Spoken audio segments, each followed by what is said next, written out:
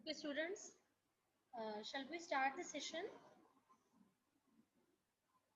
Okay. Okay, the thing is that in today's session, as you know that if you have gone through your syllabus, we have already completed first unit of your syllabus. So as you know that this is the, I think, fourth language that you are studying in your degree program. So I hope that you are implementing all those things side by side on your systems also. Okay, so today, after this particular session, I will be sharing you some videos with you, okay, regarding some of the topics that are the part of our syllabus also, and some are also the part of, obviously, correspondingly, there will be the part of our lab portion also. There are few topics that undoubtedly I will be discussing in the class. Okay, but whatever the implementation portion will be there, I will be sharing that particular thing with the help of your this particular video portion.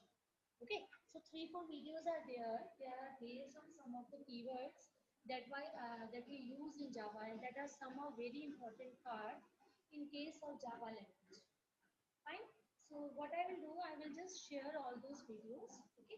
I will provide you all those that content or a brief overview about some of that particular keywords that we use. So like we have a this is there. Okay, final keyword is there. Super keyword is there. So whatever the keywords that we will be using in this Java language for this particular unit, that is unit second, I will be discussing that particular thing with the help of the video. I hope you are implementing all those things that we have discussed previously in the class, and you are implementing all those things side by side. I have already given one machine exercise last week, so this week also I will be circulating another exercise. Is it fine? So the thing is that whatever the things that we will discuss in the class, so, okay, that are all the content that we require in order that will provide you complete knowledge about this Java language. Fine.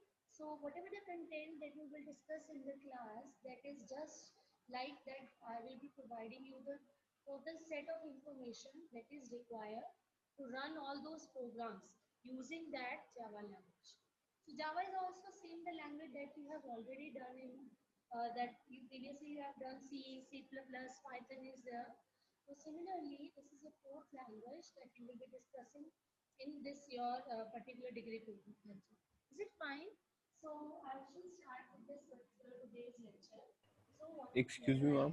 today's topics are based on we are discussing.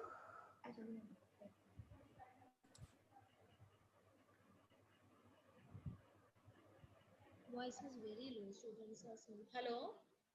Now this is okay. No, ma'am. Voice is low. Hello. Yes, Divakar. Voice is low. Ma'am कुछ ज्यादा ही लो है. I am hearing all those sentences. Just wait for a minute. Okay, I just check it that what substitution option I have.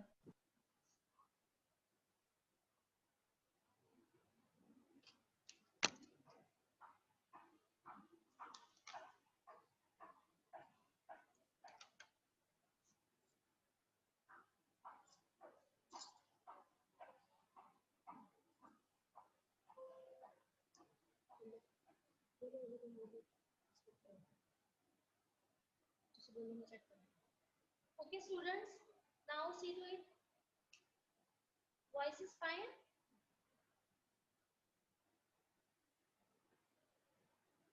kindly confirm me so that I can start the session. Yes, Akriti, you can tell me now my voice is okay? Yes, ma'am. Yes, Akriti, my voice is okay? Ma'am, for me it's okay. नहीं नहीं आ नहीं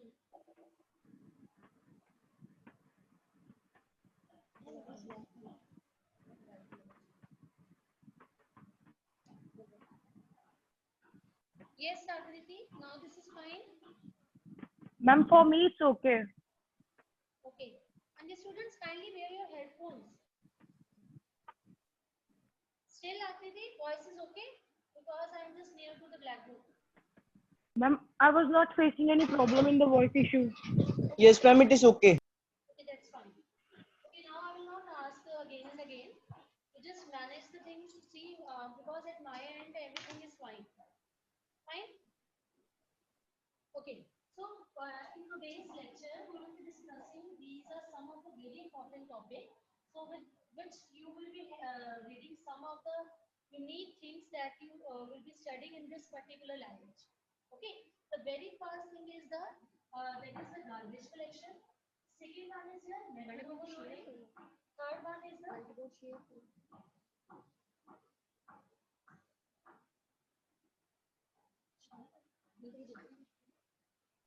Okay.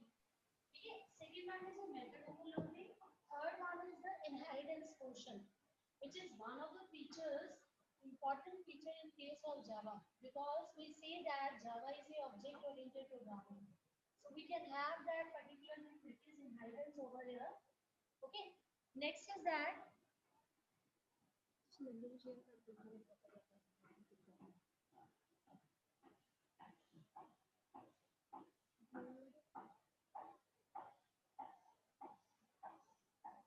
okay. Now you can see the blackboard.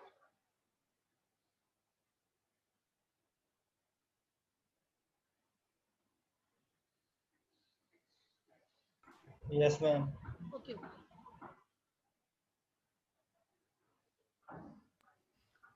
Ma'am, but board is not clear. Board is Not clear. now this is fine. Abhinav, can you see the black whiteboard? Not clear means the words written on it are not clear.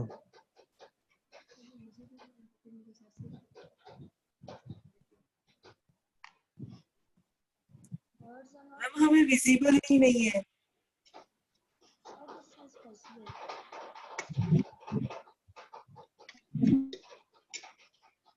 Just wait.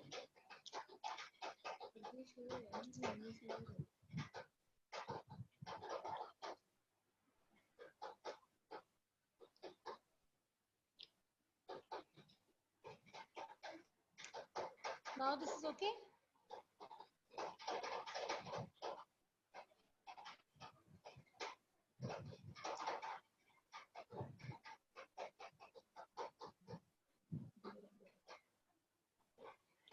Okay. Yes, now you can see the blackboard. Ma'am, the words are more मतलब बिल्कुल भी clear नहीं है जो भी लिखा हुआ ऊपर. Okay. Problem of blurredness is there, no? Yes, yes, yes. Just wait. अरे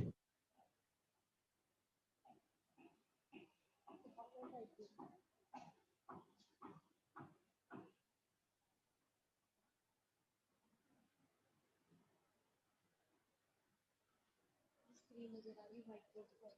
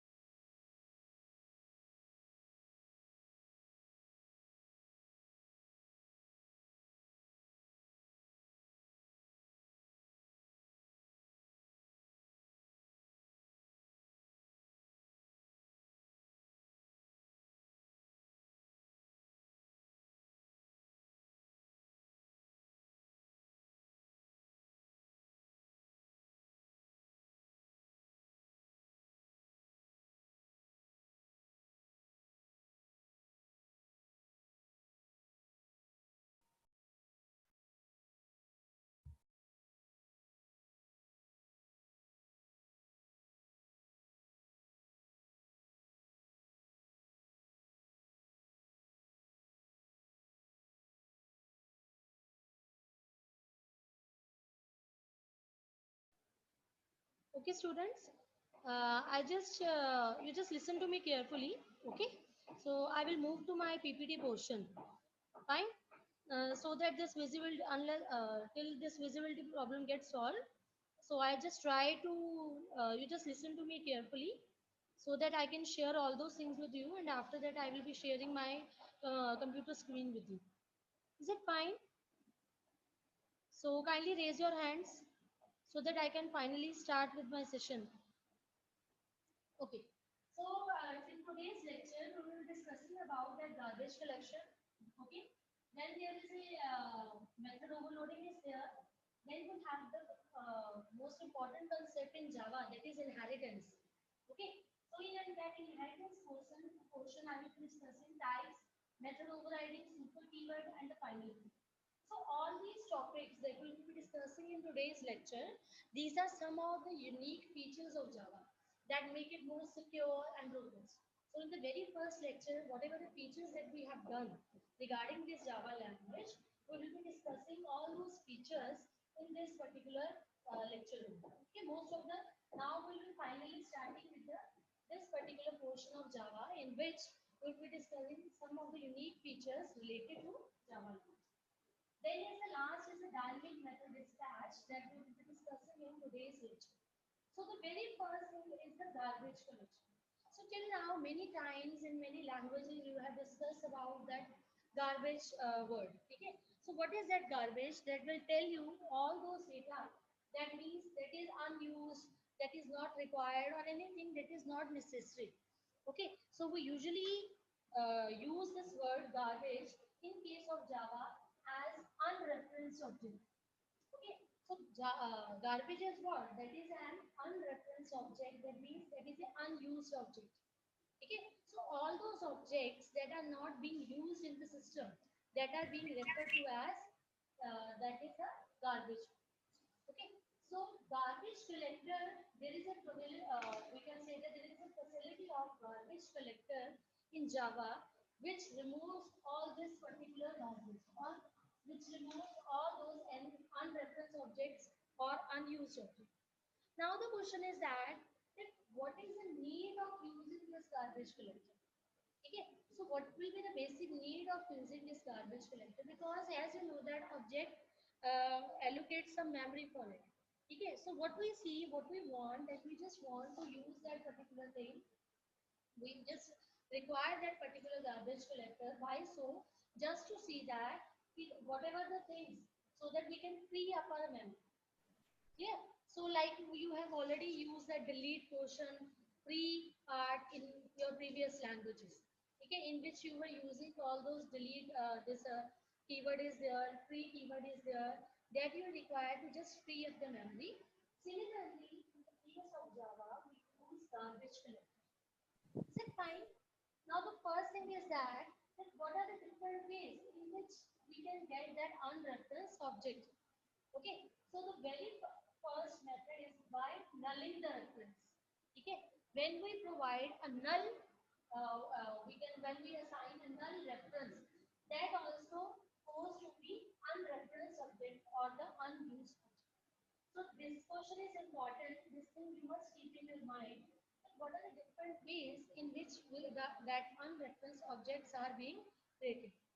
Okay. So what we can do that by nulling the reference, that means we can provide that null value to the reference. Like in this particular case, you can see that we have a try class over here, and E is the object of that particular class, or a reference object. What we use over here that we just allocate a null value to this E. So this E equal to null poses the null reference. So obviously it will be using as the unused object. It is an unreferenced object. Second method is that by assigning reference to another. So another method is that we need to assign, when we assign one reference to another, that also poses a unused object. Like in this particular case, we have two reference over here. So we have two reference objects over here. So what is there? E1 and E2. So when we assign the value of E2 to E1, that means it is also posing the unreferenced object. Clear? Next is the third method is the by anonymous object. So these are the three ways in which your unreferenced object are created. Unreferenced objects are created. So third is the anonymous object. Okay, anonymous object means nameless object. You are not giving any name to that particular object. That is the anonymous object over here. Okay, so in that case also, what we can do that we are creating a unreferenced object. Is it clear? Is it fine? So you just see to it that these are some of the ways that in which we can use that garbage collected over here. So what garbage collector will do is we remove all those unreferenced or unused objects. Is it fine? So the next thing is that we are using two things over here. One is the Dixie method will be there. Hello It is garbage collecting. Hello Yes. हाँ आपकी आवाज बहुत ज्यादा लो आ रही है कुछ सुन नहीं रहा तो Just wait for a while. आगे भी मैम ब्लैक बोर्ड भी विजुअल नहीं है I know that there is issue of blackboard also. I am just moving to my PPT. Okay ma'am Just wait for a while. आगे ऐसा कभी हुआ है कि और this is for the first time? First time ma'am Just wait. Ma'am पहले भी होता था बट आज बहुत ज्यादा हो रहा है ma'am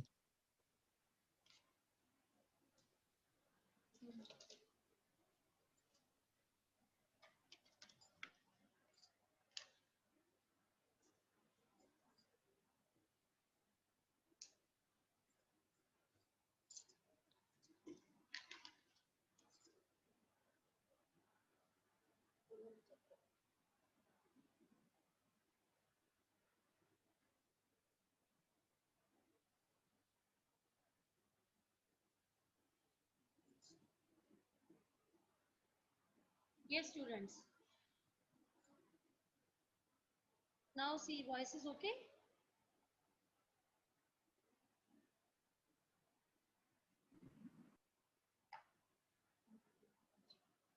Yes, Aditya Gursevar, can you please tell me why voice is okay?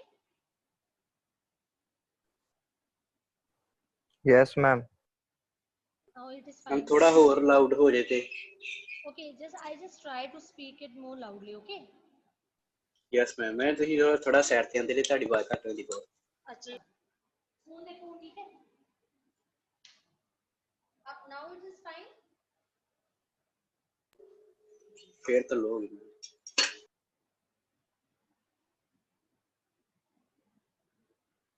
okay now this is fine yes ma'am अभी से आ रहा है सही बट बाद में प्रॉब्लम हो जा रहा है बोर्ड पे जाने पे board पे जाने देना I just move to my this PPT okay so Okay. so that it will be more clear to you because after that I will be implementing programs fine so I just move towards my this board दिखाई नहीं दे रहा board में करो share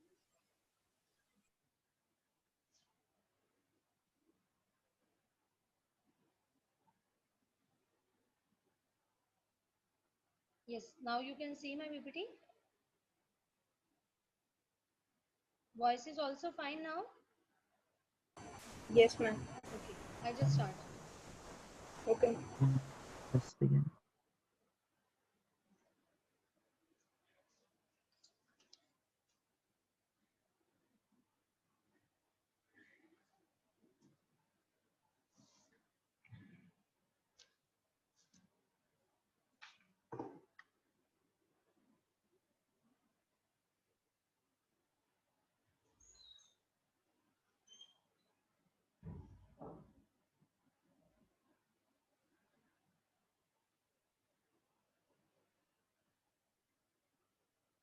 Okay, students. So, what we have discussed so far that there is a term known as a garbage collection. Okay. So, what is first garbage is? So, in Java, we refer garbage as a unreferenced object. Clear? So what we mean by this unreferenced object is that that it is a process of reclaiming the runtime unused memory. So in other words, we just what to do that we just want to destroy the unused object. Okay, why this is required? Because just to free up our memory over here. So what we want that like we have done free function in C language and delete this method is there in C++. So in Java also we use a word that is a garbage collector GC that will automatically remove all those unused object. Okay, so we need to destroy all those unused object just to make free up our memory system. So in this particular case you can also see that what is the advantage that obviously it will make memory more efficient because all those unreferenced all those unused objects will be removed from the heap memory. Next is that it is automatically being done by the garbage collector, which is a part of a JVM. So we don't require any extra we can say quotations are there, or we don't require extra coding portion for that which we require in order to remove all those unreferenced objects. Clear? So this is the basically we can say that advantage of this garbage collector. Now third thing is that how we can judge that this particular object is an unreferenced object. Okay, or how an object becomes unreferenced. So there are many ways, but we will discuss only these three methods. Like let's suppose I'm giving the null value to the reference. So at here you can see that E is a reference. Okay, so that is acting as a reference variable. So if I am giving a null value to this particular reference variable, in that case that object will become the unreferenced object. Similarly, there is a chance that, or when we try to assign one reference to the another reference. Okay, so what we are doing, we are just trying to assign a one reference to another. Like this particular case, this class has two reference. So I am assigning the value of or we can say that the first object is being referred by E1 and it is now and we are assigning E to this E1. So in that particular case, our first object will be available for the garbage collector. We have converted that E1 as a unreferenced object. Clear? Third is that an anonymous object is there. So what is anonymous object? When we don't give any name to a particular object. So in that case also there is a chance that our object can become a unreferenced object. So you can see over here, there is a term that we have used, an anonymous object. What is that anonymous? That is simply means a nameless. Okay, a nameless object is there. So an object which has no reference is known as anonymous object. So it can be used at the time of your object creation only, but simultaneously at same side, it also goes to be an unreferenced object. So usually what happened that we call a method through a reference. Like in this particular case, C is a reference variable. So we are just calling that, let's suppose a effect method over here. So we are using that C effect file. But when we don't give any name or we are using anonymous object, in that case what is happening, we can directly refer that object, we can directly call that particular method that is through an anonymous object. So at here we are not using any C reference variable or any other reference variable, we are just directly with the help of that anonymous object we are calling that particular function. So this case also poses uh, to you that how a garbage collection is being done, and for that garbage collector what we require that just clarify that we'll just check for the unreferenced object. Is it fine? So now I can move further, like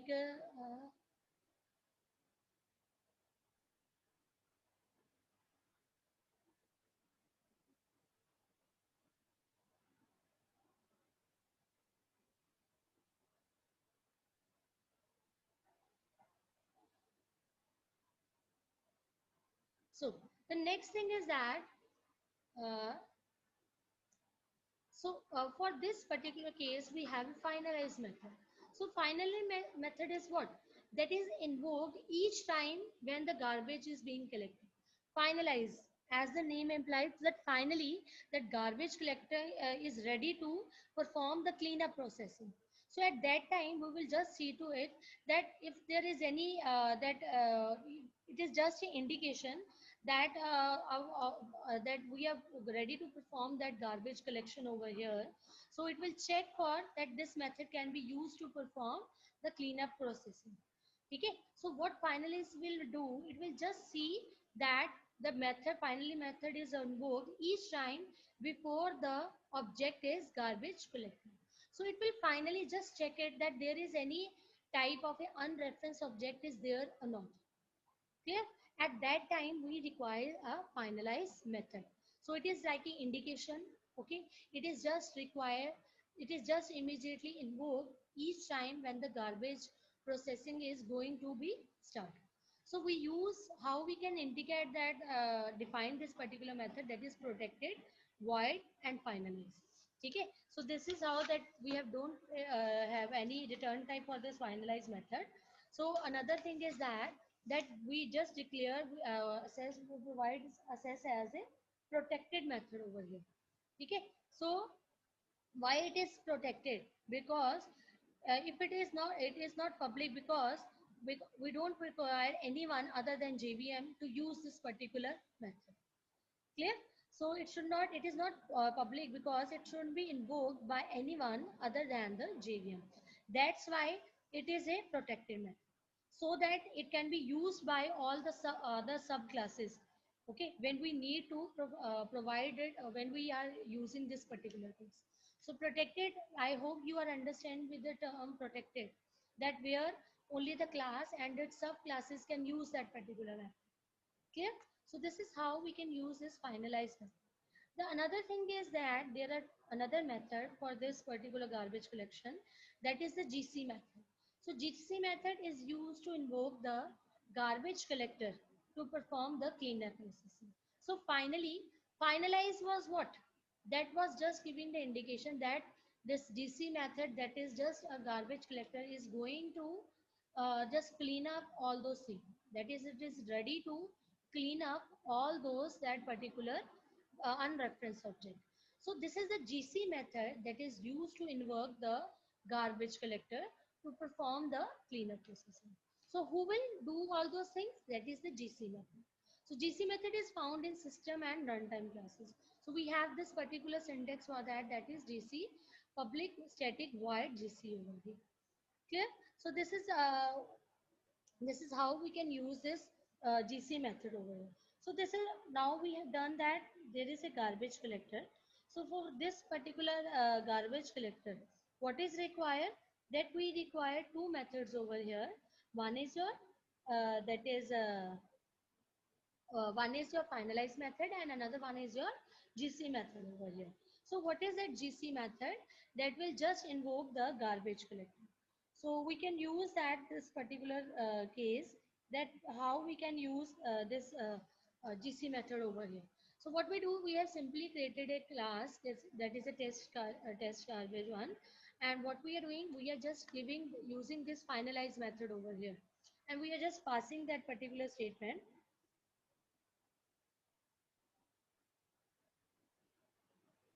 Okay, we are just passing this particular statement over here. Next is that in that public PSVM, public static void main, what we are doing, that we are just allocating null value to both this reference object. Okay, and we are calling this GC method over here, that is system dot GC. Okay, system is the class and GC is one of the method in that system class. So what will do, it will just check for all those things. So somehow there are some points that you must remember about this particular GC method, this garbage collector, like why this finalized method is protected, because we don't require that, so that all those subclasses that are being used for that particular class can must be overridden by the behavior of this particular method. Okay, so second is that why we shouldn't use finalized method. Now in my case, if I will run this particular program, this particular method is being deprecated. Okay, so some of the case you just implement this program, you will see that in some cases it will be running and in some cases it will not be giving any type of a result. Okay, so most of the time, sometimes what we do, that this final method is not guaranteed. Okay, so we should not be, there is not hard and fast that if we are using this finalized method, so it will be calling for all those things. So this is up to, there are many situations that where object may not be garbage collected. So with this particular access to that there is no chance that we should use this particular method or not. Third question is that can we override finalized method?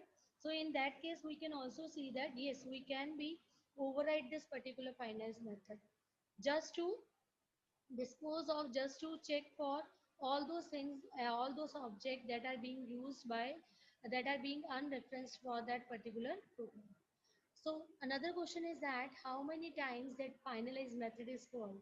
So it is only once. So during the execution, we can use only at one time only we can use this finalized method. So or we can say that it is invoked only once during the execution of the program. So what you need to remember in this particular case that finalized method is called by the garbage collector, not by the JVM. Okay, so although garbage collector is one of the module of this JVM, but we directly finalized method will be called by the garbage collector only. So finalized method is never invoked more than once by any given object.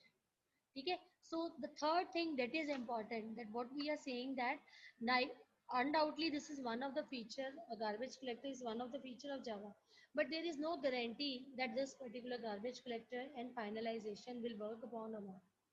Okay, so like in my case that this particular thing is not being run, so you can check on your system that if you want to check that particular garbage collection has been being implemented or not.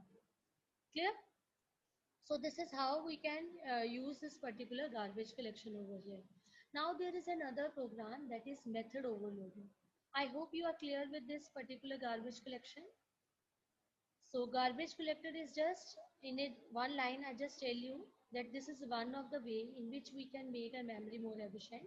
It will just check all the unreferenced object, unused object.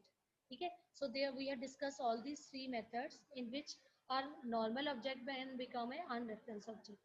So another is that we use two method in this case. One is the finalized method that will check each time before the object is garbage collected. Okay, so this is just finalized method is just to check that it is going to start up that particular cleanup process. So just see that each time that object is being garbage collected, that we are going to start this particular garbage collection. GC method is there to invoke the garbage collector to perform the cleanup processing. Okay, so this is the GC method that will perform this particular function. Clear? So these are some of the points that we have done regarding that garbage collector. Next thing is that is the method overloading in case of Java. So what is that method overloading? I think you are previous in previous languages also you have done this concept. So what is this method overloading? That in if a class has multiple methods, but we have same name but different in parameter, that process is known as a method overloading. Okay, so how we can refer this method overloading, that we have a same name but different in parameters. So method overloading.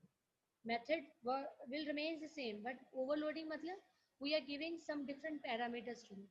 So okay, or if we have to perform only one operation having same name but of that method, but increases the readability of that program.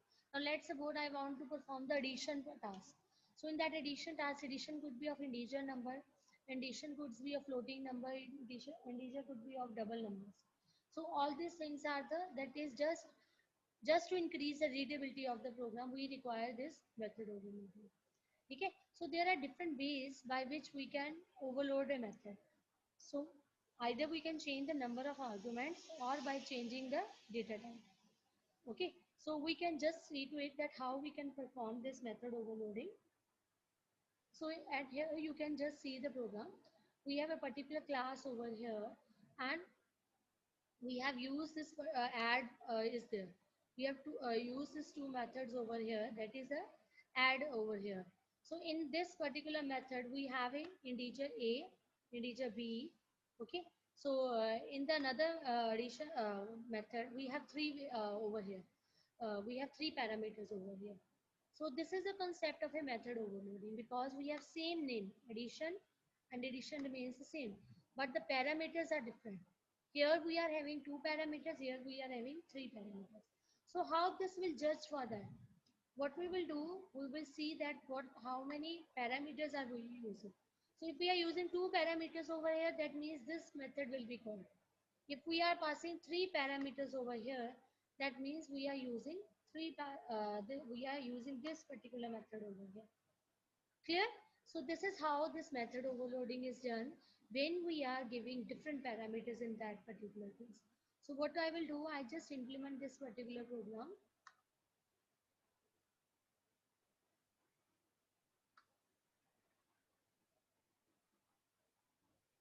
Okay, so you just run this particular program here Java C, and what is the name of my class in which my main method is there.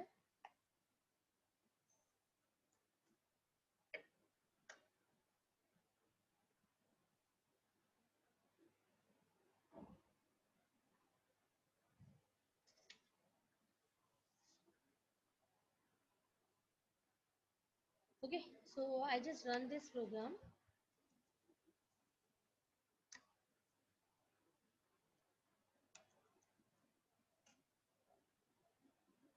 See, you are getting this output 20 and 30 over here. Okay, so what purpose of this method overloading is that we are using same name just to make the easy readability of that program. Okay, but my parameters are different. So whatever the parameters we will pass, it will automatically refer to that particular case.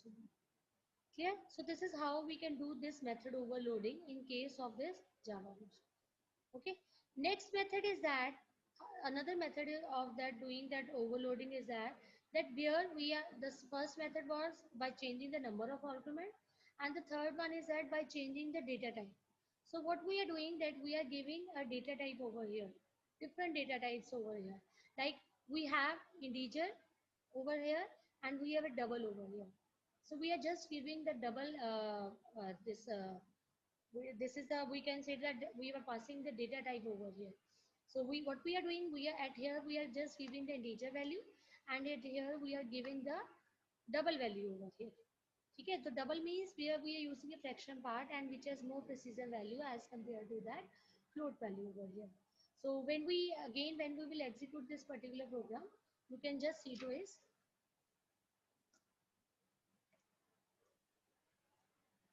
so this is my another program in which overload 2 is the class in which I have to start that main method, and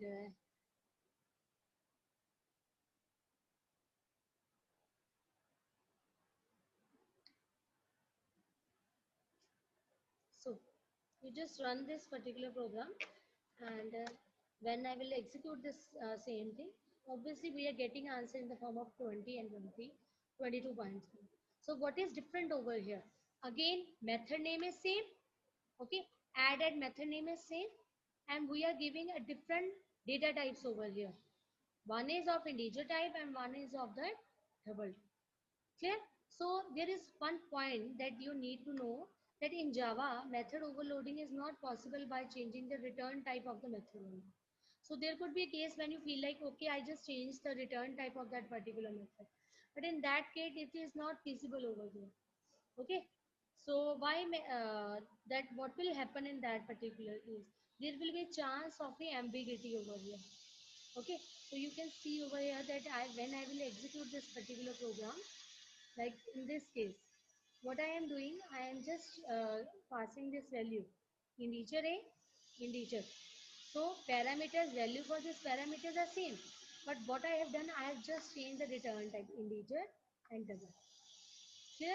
And I am passing just this value 10 comma 10 because we in both the methods we are having same type of a this parameters are same because we are posing to the same over that parameters are of same value. But what will be there, that there will be chance of a ambiguity. It will not able to understand to which method it should call upon. Undoubtedly, the parameters are same, but in case of a Java, it is not possible that you just change the return type of the method. You have to change the parameters values also. So when you will execute this particular program, you just see to it that I am using that overload 3 over here, and when I will compile this particular program, so when you are compiling this particular program,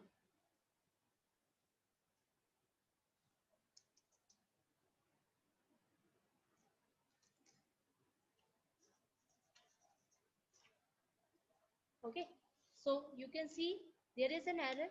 So it will always consider method add is already defined in class. Okay, so it will not be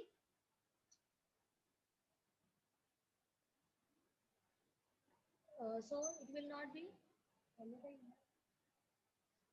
okay, so it will not execute. It will be a chance of ambiguity because it is considering both these methods as a same method.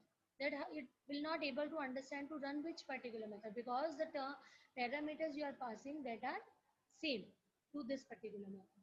Is it clear? So this is one of the points. Sometimes as if part of a code, this particular thing is being used in this case. Clear? So this is how we can use this overloading over here.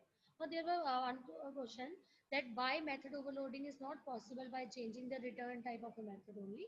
We have seen this particular case with the help of a program.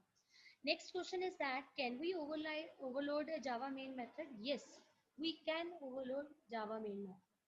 Okay, so main is also a method. So can we overload a method? Yes, we can. But how we will come to know that which particular method will be running? Okay, so we will able to understand that which JVM calls main method. So it will call that particular main method only, which will have string array as arguments only. Okay, so it will see that that particular string arguments which is having array only, that particular method will be running. So in this case, you seen that we have three main method over here. So we are overloading all these three methods, but which particular method will be run? This particular method.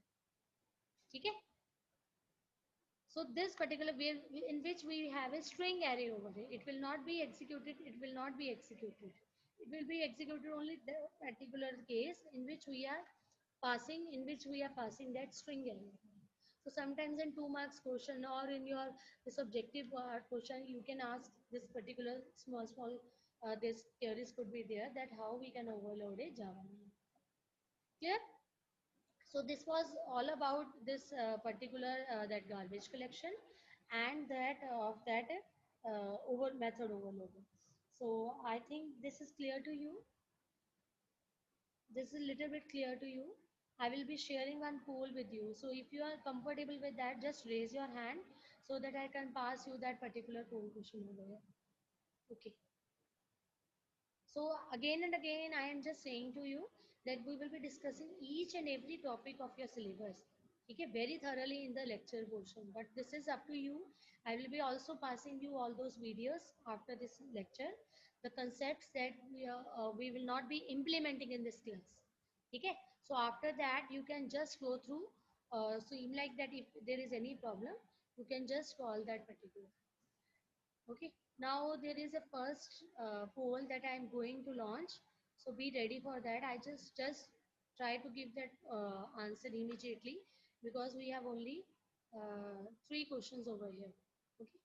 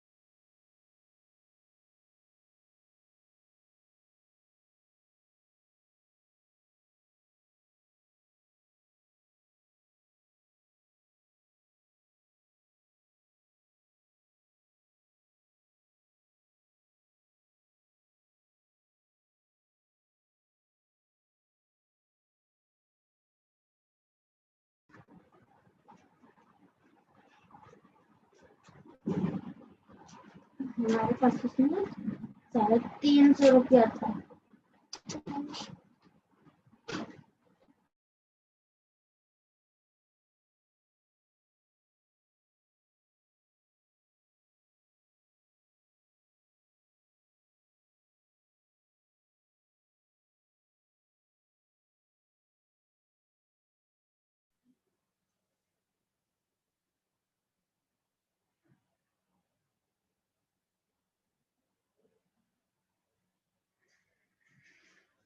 Hurry up, students. We don't have so much time.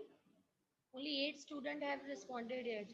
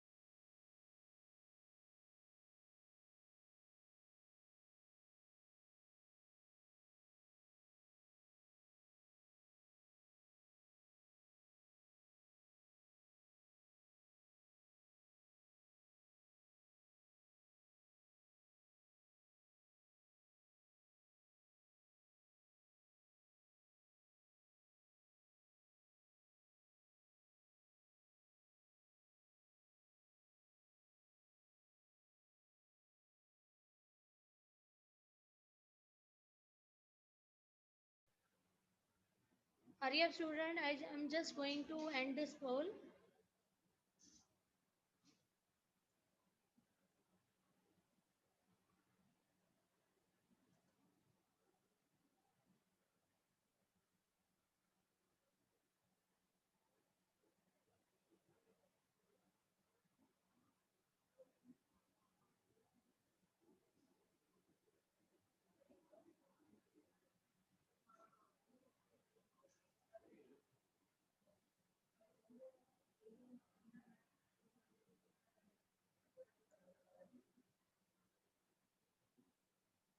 Okay, I'm just sharing the results with you. Okay.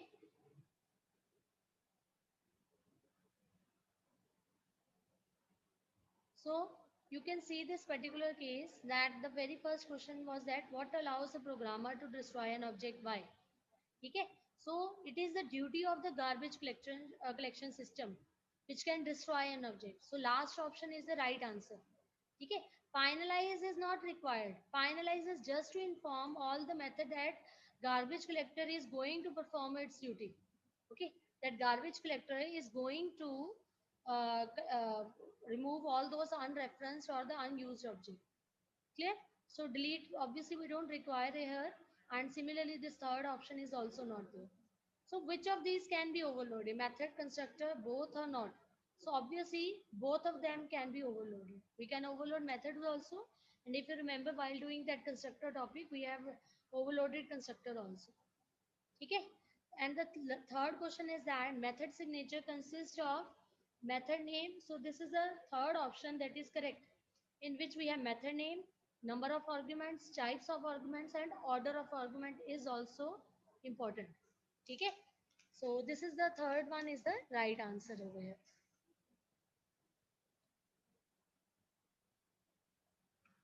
So with this, we have done with that particular method overloading we have completed and the garbage collection. Now the next PPT, next presentation that is based on that inheritance. Okay, so I think inheritance is one of the most important features in case of this Java language. Okay, why so? Because this is the prominent feature of any object-oriented language. Clear? So we can just start with this particular case.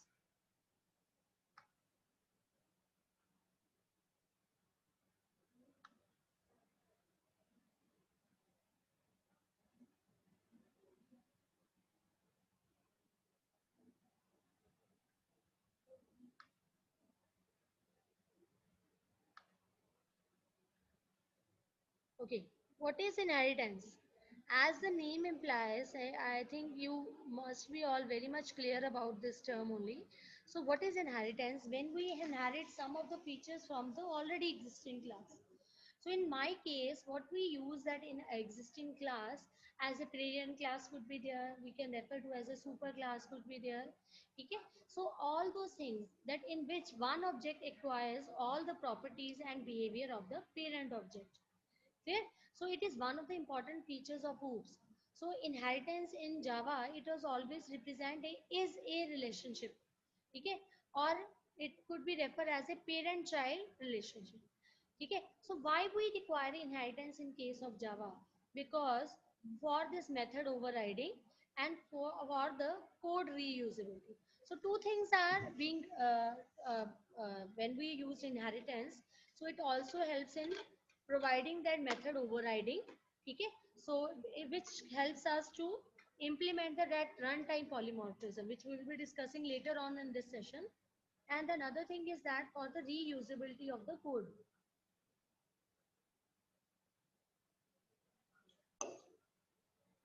So what we require over here, that we want to reuse our code. We don't have to write again and again the similar things, but with the help of a different object, we can have access to that particular code. Okay, so what the main thing is that the syntax of this particular this inheritance, Java inheritance. So we have a class over here. There is a subclass name extends superclass name. Clear? So subclass name is the derived class name.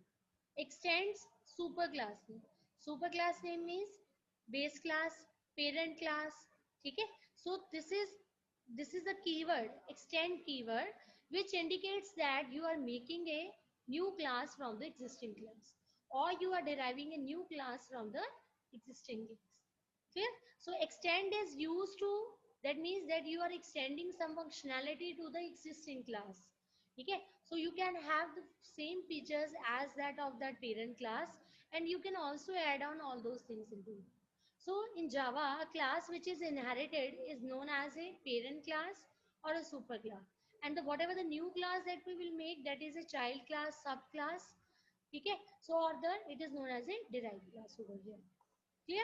So this is the main syntax over here that you need to remember. That is that we use extend keyword over here, in which we can that this particular class is extending the features of this class. Clear? So in between we have a particular block of code in which you can mention all those statements. Next is that class employee. Let's suppose there is one of the program that we will run, that how we can implement this particular inheritance over here. Now let's suppose here is a class E, and we have given some, we have used this particular variable over here, that is S. So there is another class P. Okay, so what we are doing, class, like in this particular PPT, we have shown that. Okay, same thing you can observe over here also.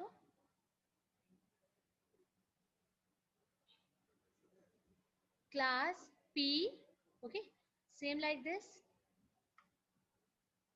So what we are doing, class keyword is there, P, that is my subclass name, extends the superclass name, which is my superclass over here, that is E. And we have another variable over here, that is a B with a value of 100. So what we will create, that we will create the object of the this particular base class, which will be posing as the class that is being derived from the existing class. So we will create an object of this particular class, and we will see that we just displaying, we can see that it can display, it can use its own method on variable also, and it can also is the base class variable also. Okay, so p dot s is what, that is the we can say that variable of the its parent class, and p dot b, that is the variable of its own class.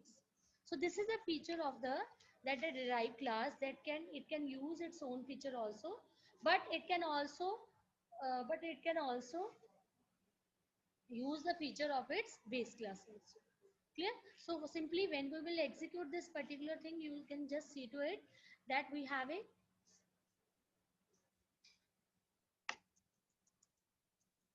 we have Java. We will compile this particular program. Okay, so we are just, there is a single inheritance or the simple inheritance in which we are inheriting or which we are deriving a single class from the existing class. So what we will do that when we run this particular program, you just check to it. Okay, so this is the salary and this is the bonus portion over here. Clear? So what we do over here, that is how we can assess how a derived class can assess its own members also, and it can also assess the members of its parent class. Okay, so this is the concept of inheritance over here, that how we can use this inheritance. Now the next thing is that types of inheritance. So there are basically three types of inheritance in Java: single, multi-level, and hierarchical. Okay, so the concept of the, I think you are already known with the fact that we have a multiple inheritance also and hybrid inheritance. But this multiple and hybrid inheritance, in case of a Java, we use with the help of an interface. That is some another topic. Interface topic is another topic that we use as in order to use that multiple inheritance and hybrid inheritance. But in today's session, we will just discuss about that how this multi-level and hierarchical inheritance are being implemented. So what is multi-level inheritance? In which we have a parent class from which we have a derived class, and again that derived class can act as a parent class to some another class. Okay, so from this particular class also we can derive another class. And what is that hierarchical inheritance? In which we have a two parent classes, and we can from both the classes we can derive a single class over here. Okay, so this is how we can use the concept of a hierarchical and that multi-level inheritance. So again I will use one program for that. Now this is a multi-level inheritance. In that multi-level inheritance, you just see to it that what we are doing. There is a single base class. Okay, this is a single base class, and this multi-level, matlab we have different levels. Now there is another subclass, dog class, that we are deriving from this animal class, and we are using this extend keyword over here, and we have one method in that particular case.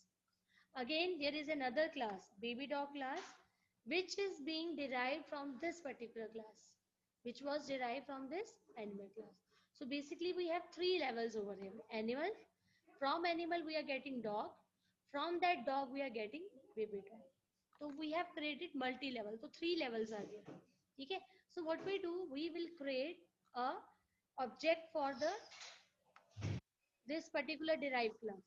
The latest derived class that will be there, we will create an object of that particular class. Okay, and that particular class can access its own method also, that is weep method. It can also the bark method of its parent class, and it can also access the eat method of its super parent class. Clear?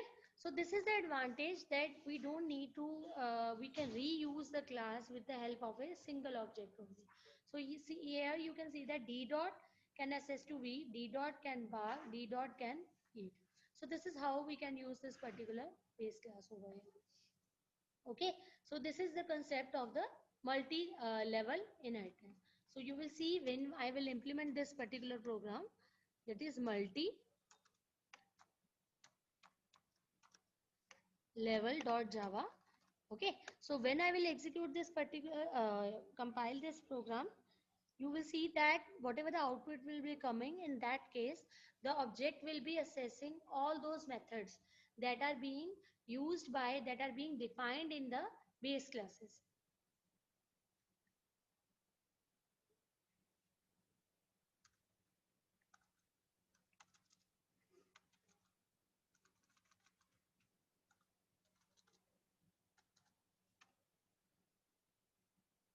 Clear? So you can see all these lines are being eating, barking and weeping. So you can assess all those methods of its parent class. And one of the method that is weeping, it can also is its own method. Clear? So this is also one of the type of this, we can say that inheritance, that is multi-level. Another one is the hierarchical type. Okay. So what is that inheritance over here? That we have a one single class over here, that is the animal class, and from that animal class we can extend two classes. Okay. So class dog also extending the animal class, and class cat is also extending the animal class over here. So single class, being from a single class we can derive two classes. Okay, dog is also there and the cat is also there. So in that case we can use this particular thing. What will happen, that we will create the object of the C. Cat C will be there, and but it can refer to its this own method, but it can also refer to this eat method, but it cannot access to this bark method, because this particular method is belong to the some another class. Okay, to whom this cat has no this particular cat has no idea of this particular dog class. So in this PPT also you can see this, like what is that in hierarchical class over here, that we are deriving, there is a single class A and we are deriving two classes from that, that is class B and there is another class C. So in my case what I am doing, that we have a class animal over here and we are deriving a class dog, and we are deriving another class, that is class cat over here. Okay, so two different classes are being derived from the same classes. So what will happen, that this particular class will can use its own method also, it will already using its own method, but it can also use it the method of this particular class. Okay, and again that class is also can use its own method, obviously it will be using its own method, but it can also use the method of the class, but they both cannot share each other method, they both cannot access each other method. This is how hierarchical inheritance will work upon. So what we will do over here, you just check it, that in that case of a hierarchical, like when I am implementing this particular program Java C, and we have the name for this particular class as a Java hierarchical HEAHER. Okay, so this is how I will first compile this particular program.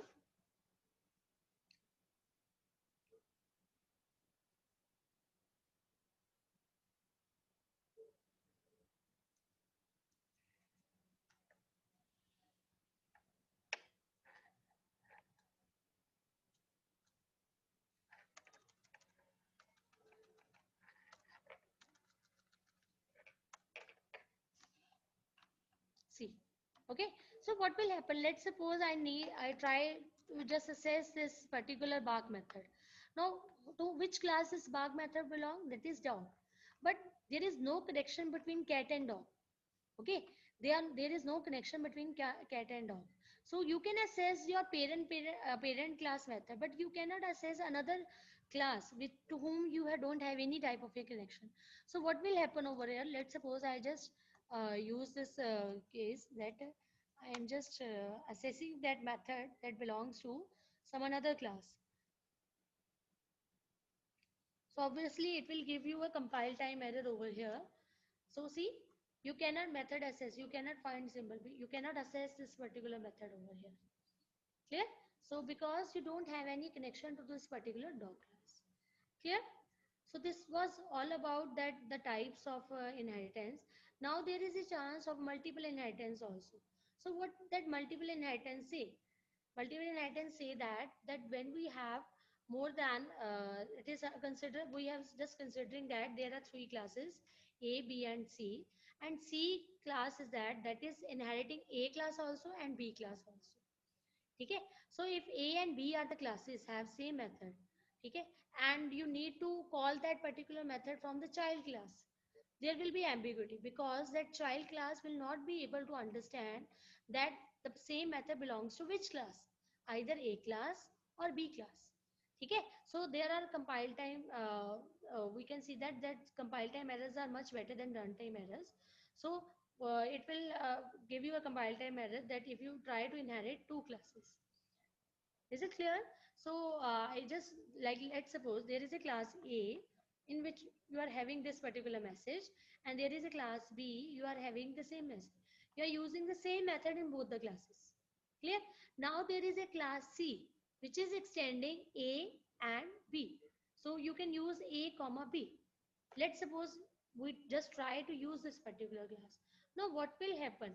Like, you have created object of this particular class, that is your C class. Clear?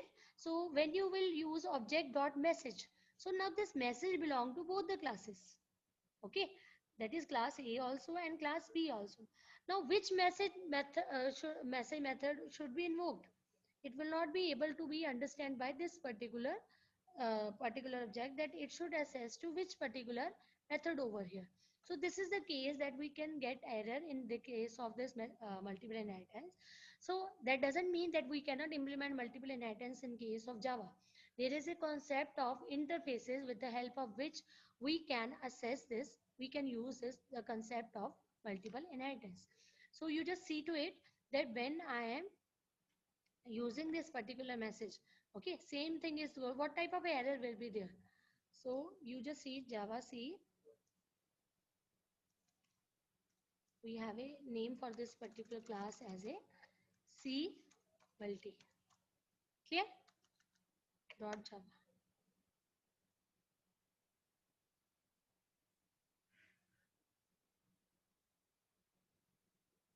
See, it will not corresponding to this particular because there is no privilege that by which we can access both these classes. The first error will be this only.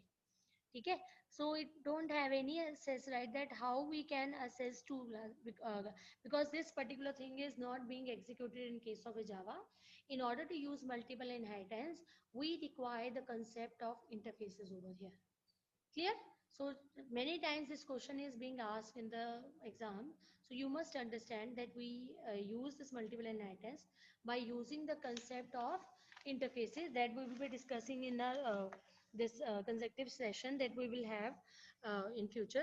But meanwhile, you just understand that there is also a issue also that if we have same method in both the classes, so how we will be able to understand to assess which method.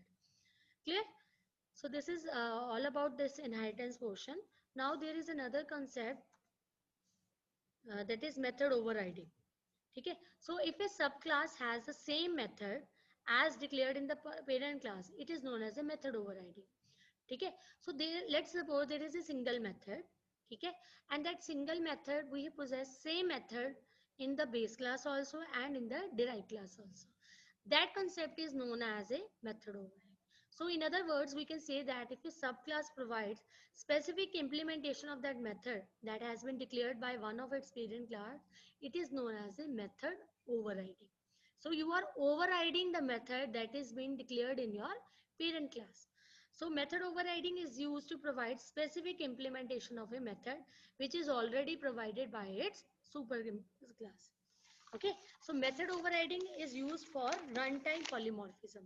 So many time in exams it the question that how we can implement runtime polymorphism. So this is the method overriding polymorphism. I hope you understand that many forms. So method overriding is what that is used for runtime polymorphism in which we can use same method in many forms. ठीक है. So there are some rules in method overriding that the method must have same name as in the parent class. It must have the same parameter as in the parent class, and there must be a concept of inheritance. ठीक है. So you must, this slide is quite important, and this question is also very important, method overriding. So we will discuss, obviously we will discuss this particular thing with the help of a program. So let's suppose I have a program over here.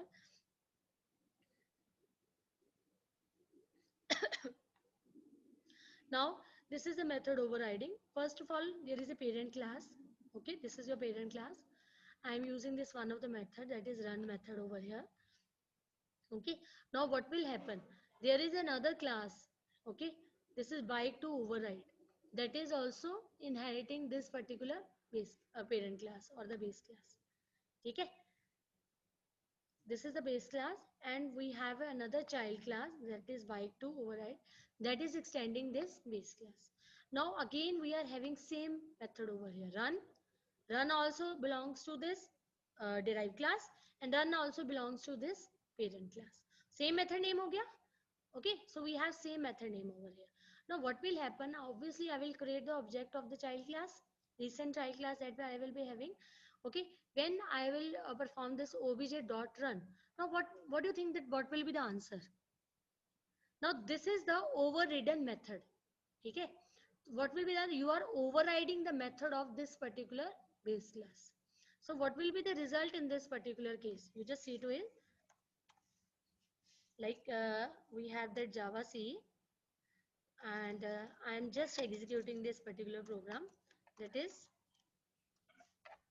whatever the name of my program that I will be using.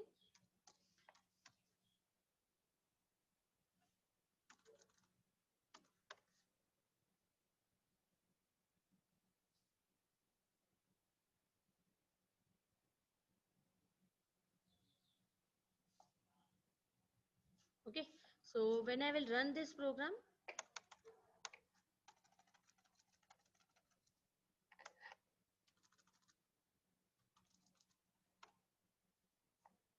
okay, so what output you will be getting? That is bike is running safely. This thing, this line is being printed because this run method, this derived class method has override the method of the base class. Clear? So this is the overridden method, and it is overriding the base class or the parent class method. So this thing must be very much clear to you. So in today's lecture, we have discussed method overloading and overriding. So many time in exams, the same question being asked, that what is the difference between these two terms? So this is also one of the most important question and one of the most important concept in case of Java. Clear? So you can see that again, like we have a bank, we have rate of interest. This is one of the method. So for SBI, there is a different rate of interest. For ICICI, there is a different rate of interest, and for Axis, there is a different rate of interest. Okay, but how we will implement this particular case? For that thing, we require the concept of the upcast. Okay, that we will discuss later on.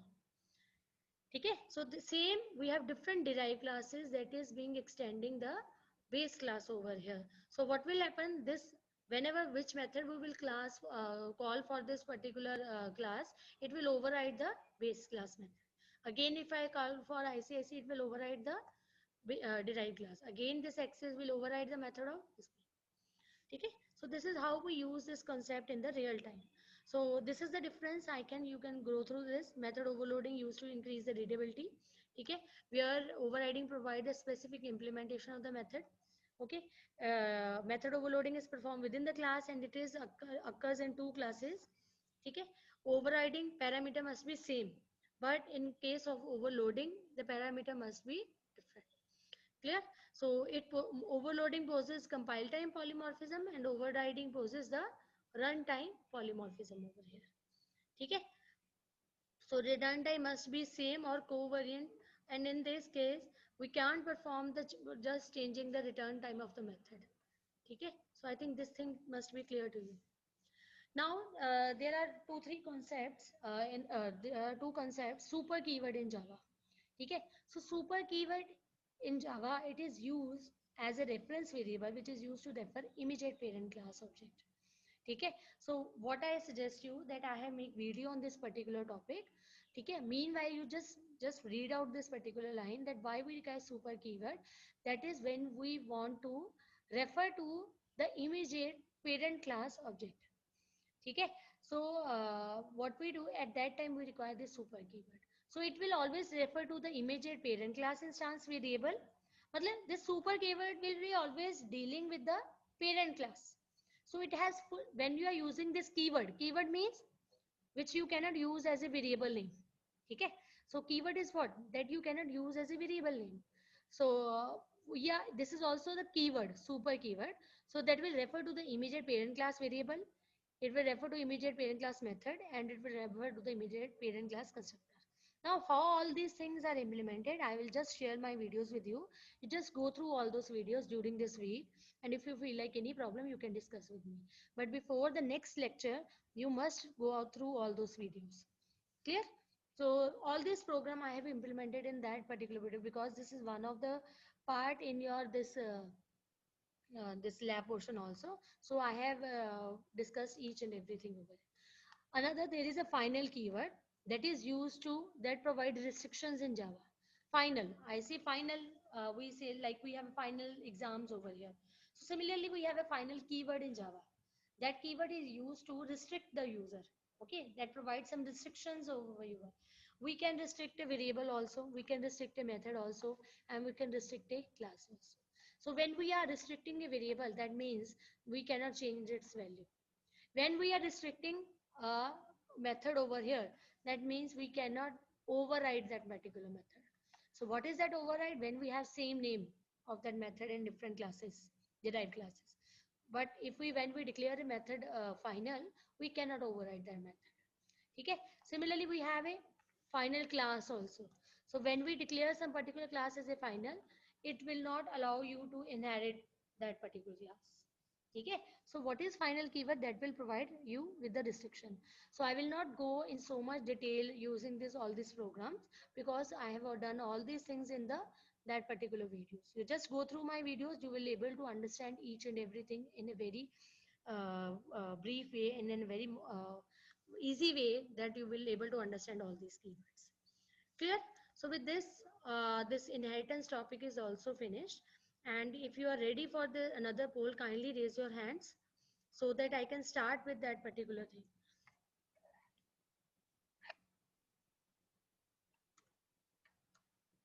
Okay, so I just share with you another video. Clear? Sorry, another this poll with you and be ready for that.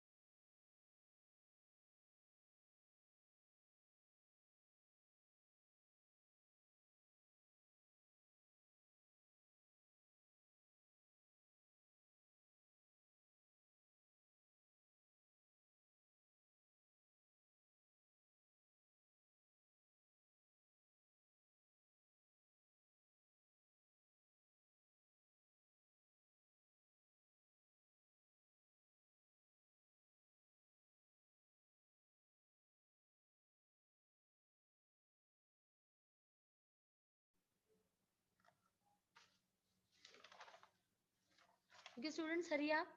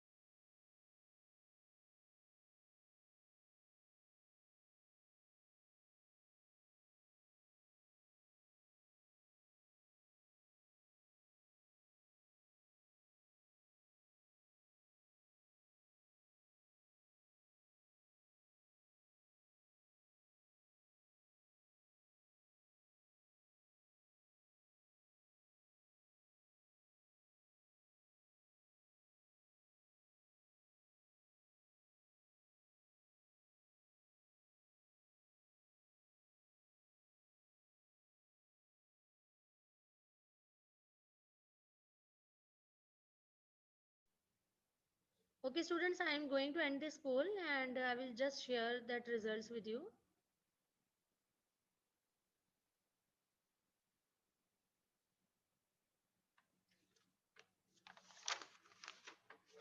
Okay, so first question was that which is the correct way of inheriting class A? So you just use this. This is the third option is the right one. We don't require this class keyword over here. Okay, most of the time student get confused with this particular term. So this is class B. B is the derived class name, extends A. That is the parent class name. Another one is that in order to restrict a variable of a class from inheriting to subclass. Okay, so how we can declare that particular variable using the private keyword. Clear? So these two are the answer. So now next thing is that, okay, with this we have completed with the inheritance also. And again, I just want to remind you that you just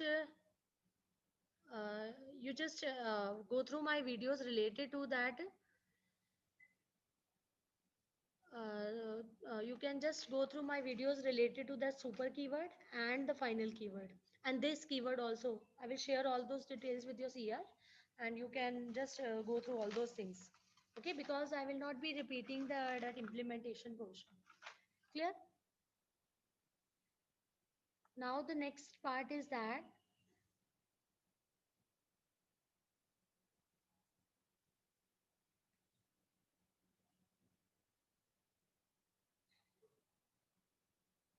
is the dynamic method dispatch. Okay, so the next topic that we have in today's session, this is the last topic. So we have the concept of the dynamic method dispatch. Now what is this dynamic method dispatch? So polymorphism in Java is basically a concept in which we have a single action in different ways. Poly means many, morphism means forms. So there are two types of a polymorphism. One is compile time and another one is the runtime. So we can perform that polymorphism in Java by using the concept of method overloading and overriding that we have already discussed in the previous PPT also, that this method overloading and method overriding helps you to perform polymorphism in case of Java.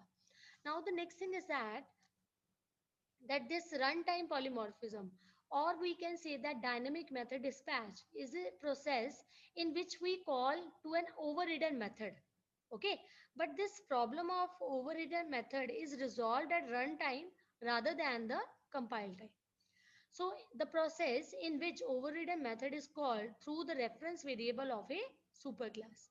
So if you remember that overriding, what we have done in the previous class, that we have same method name in two different classes, and one class is the parent class and another one is the derived class. So what will happen, that derived class method will override the superclass method or the base class method. Okay, so now this all this determination will be done at the runtime. So at runtime, it depends on the type of the object being referred to. So what we need to see over here, that at runtime, what type of an object is being referred to. Like we have a multiple subclasses, or we have a different child classes over here. So we will see that which particular child class is being referring the base class. So a superclass reference variable can refer to a subclass object. Okay, so superclass reference variable can refer to a subclass object. So this is known as a upcasting. This is quite important. I just highlight this line, that there is a concept of a upcasting that can refer to a subclass object. Okay, so this is known as a upcasting. So Java uses this spec to resolve the calls to the overridden method at the runtime. So what is that upcasting over here? Again, we will discuss that. So if the reference variable of a parent class refers to the object of the child class, it is known as upcasting. Okay, now let's suppose we have a class over here A, that is a parent class or a base class. We have another class B that is extending the base class or the parent class. Okay, so what will happen? Now let's suppose what is over here I am doing. Usually what we create the object for the derived class. Now, but what we are doing, we are creating the object of the parent class. Okay, now this parent class object will refer to the object of the child class, that is the new that it will refer to the object of the child class. So this process is known as the upcast. Clear? So you just strike this thing in your mind, that whenever we a variable of a parent class, this is the variable reference variable a, small a. Okay, this is the reference variable of a parent class. It is referring to the object of the child class. It is known as a upcast. Clear? So how we can implement this particular thing? Like again, I have a particular program on that.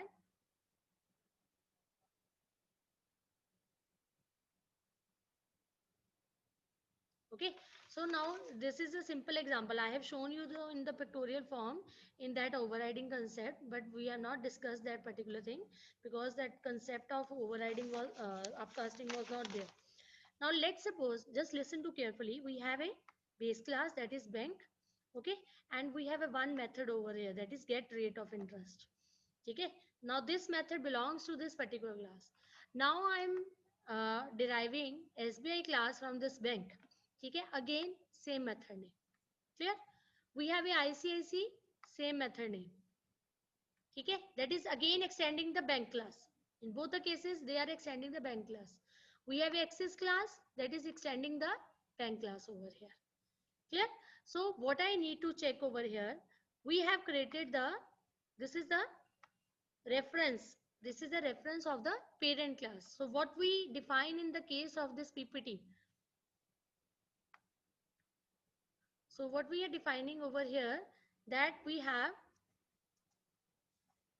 reference variable of a parent class. So I just want to clear this particular thing in your mind. So what we are doing over here, we have the reference variable of the parent class. This is the reference variable. Small b is the reference variable of my this parent class. Now what it will do?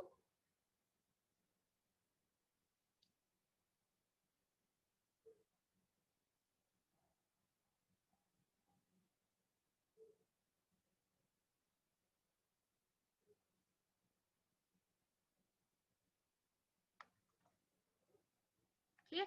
So this is the reference variable of the parent class, that is the B class. Okay. Now this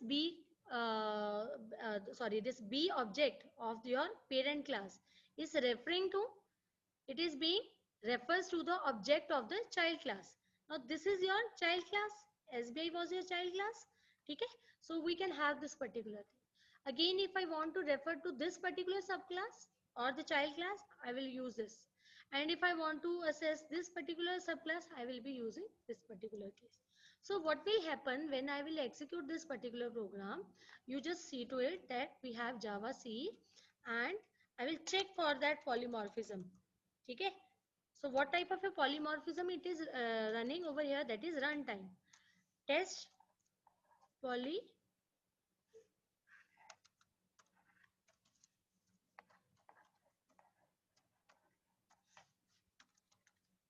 ठीक है? Is it fine?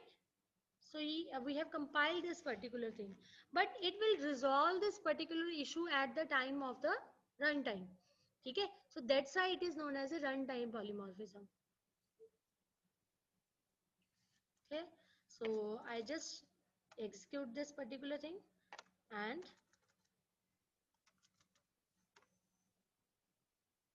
see. Okay, so whatever the reference object you are referring to, okay, so this that particular child class, it will show you all those output. So SBI was having this particular rate, SCS was having this particular axis could be this particular. This is how you can use the concepts of this Java in your real world also. Okay, so for your real world object work also, you can use all these concepts. Okay, so this was important in case of a dynamic method dispatch, that we use the concept of a upcasting, in which a reference variable of a parent class will refer to the object of the child class. So it is known as a upcasting. So at the runtime, it will able to understand that which particular object of the child class that your reference variable of your parent class is being referring to. Clear? So this was all about that dynamic method dispatch, that it allows Java to support overriding of a method, which is a central, which is the core important thing for this runtime. It allows a class to specify methods that will be common to all its derivatives. So in this case, what were the derivatives? SBI, ICI and Axis. Okay, so all that subclasses can define their own specific implementation of some or all of those methods. Clear? It also allows subclasses to add their specific methods, subclasses to define the implementation of the same. So everything is being done in this dynamic method. But that means with the help of a same method name, you can refer a different behavior for that particular method to different classes. So this is how we can run this concept of a dynamic method. Clear? So with this, today's the topics that whatever we want to cover in the today's session, we are completed, and rest we are left with this abstract classes and all those things that we will discuss in the next section, when we will start with the concept of the interfaces. So from now onwards, whatever the topics that we will be discussing in every session will be prominently belongs to the basic features of the Java language. So in today's class also, we have done about inheritance, that is dynamic method dispatch. We have done method overloading, overriding, which were the most important, very important topic in case of this Java language. So many time in exams, many questions come from these concepts only. Okay, so I will share all those PPTs with you, and this is again my one advice to you all, that you must go through my videos that I am posting, that I will be sharing with you, so that whatever the topics that we have not done implementation of those topics, you just go through all those topics and implement all those things. Okay, so there is another two, I am having two polls with me, so I just share that polls with you again and one by one, and kindly be ready for that. Okay,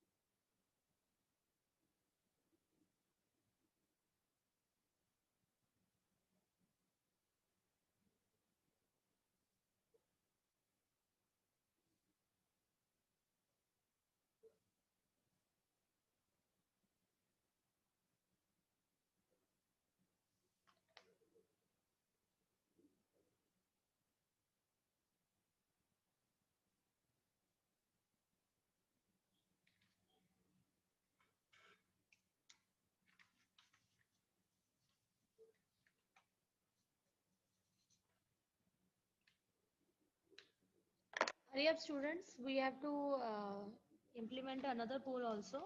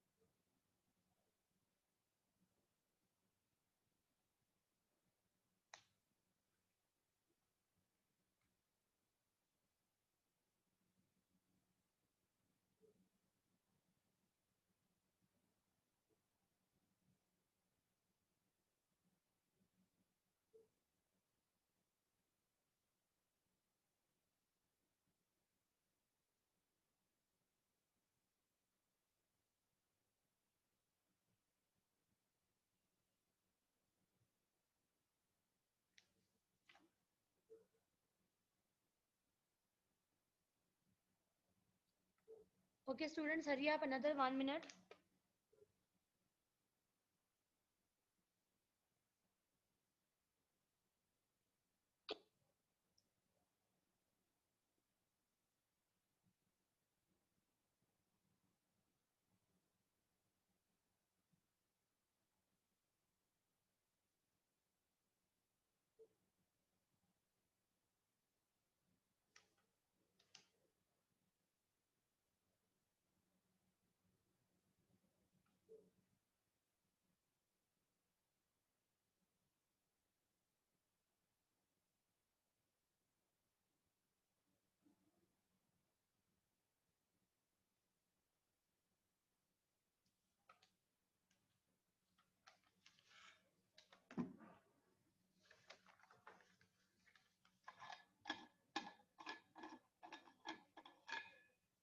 Okay, students, I am going to end this poll. Yeah, I am sharing that results with you. So, the first question was that when reference variable of a parent class refers to object of the child class, it is known as upcasting. Okay, so again and again in the dynamic method dispatch, I am using this term that we require this upcasting. Clear? Polymorphism that is resolved during the compile time, it is known as a static polymorphism. Okay, so this thing you must clear in your mind that we have a static polymorphism that is resolved at the compile time. So what is this method overriding supports polymorphism. Okay, so it's suppose one of the features of this object-oriented programming that is polymorphism.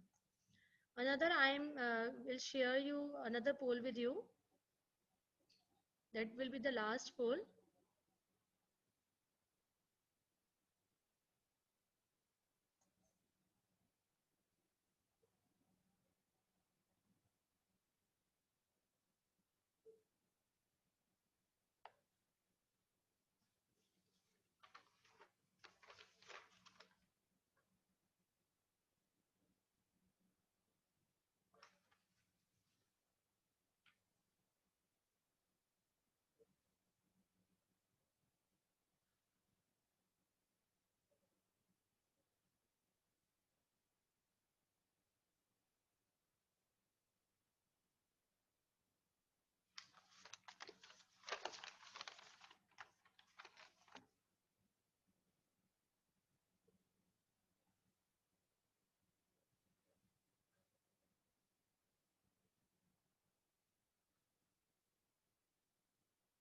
Okay, student, this is the last poll. Kindly give your answers.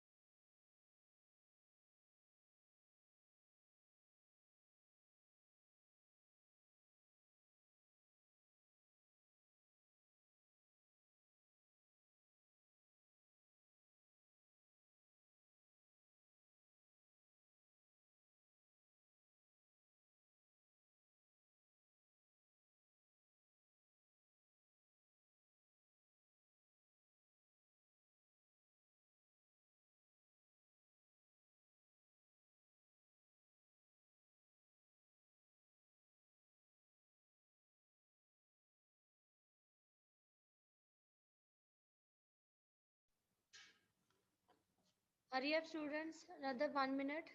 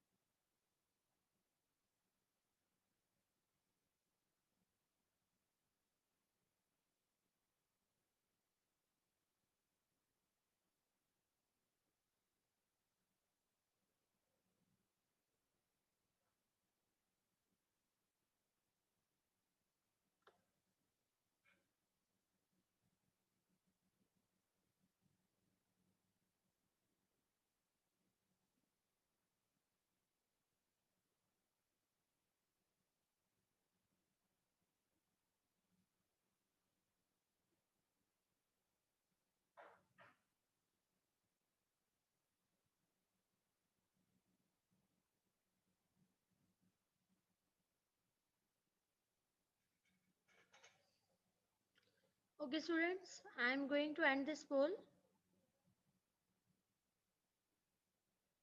Okay, I just end this poll and share results with you.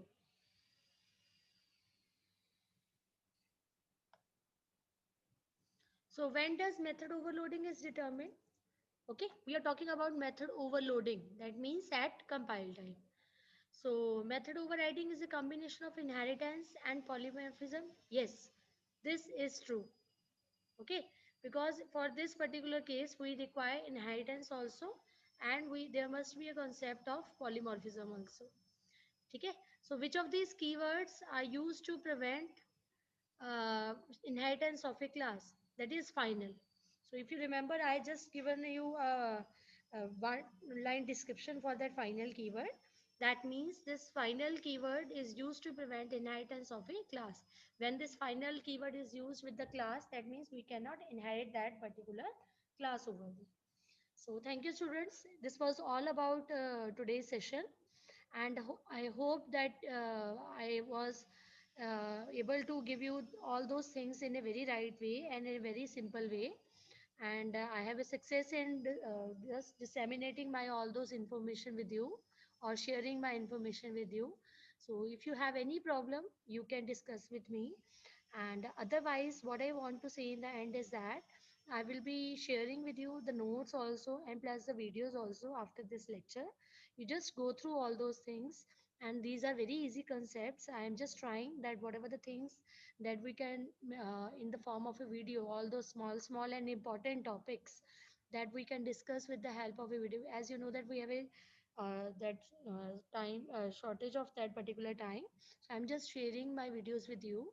So if you feel like any problem, you can discuss with me. Okay, so any problem to anyone regarding today's lecture? Abhishek Mahajan, can you hear me? Yes, ma'am. Yes, Abhishek. How was today's session? It was very much interesting. Okay, all over the whatever the topics from now onwards we will be discussing. That must, I think you have not done in your previous languages. I don't know much about Python, but in C and C++ somehow these things are different. Okay, Yes, ma'am. so you just try to implement because these are the concepts, and in your part B implementation and in your that project making in the lab portion, you will be using all these things. Okay, so first priorly this is the part of your syllabus, but second thing is that you can also use all these things, like the example of this polymorphism.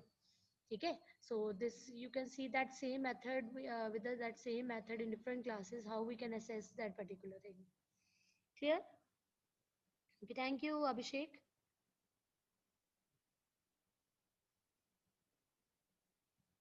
Yes, Bhupen. Bhupen is there?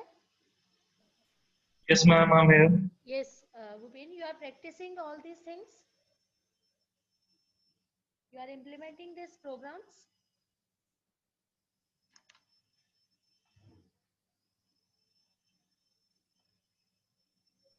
Hello. Yes, I'm audible.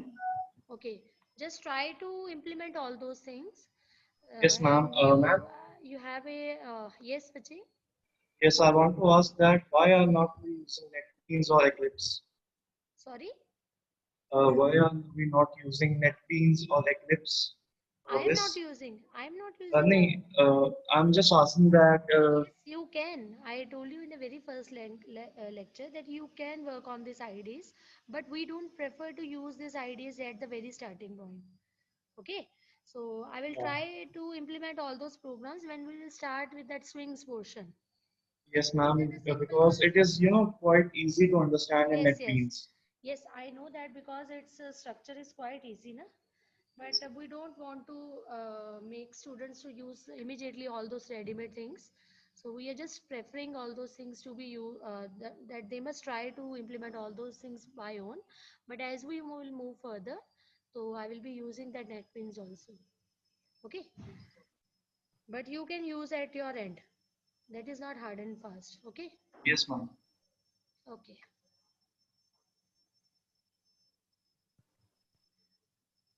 Okay, with this confirmation that today's lecture was interesting and I was able to just pass you all those information in a very, we can say that in a very, we can precise manner.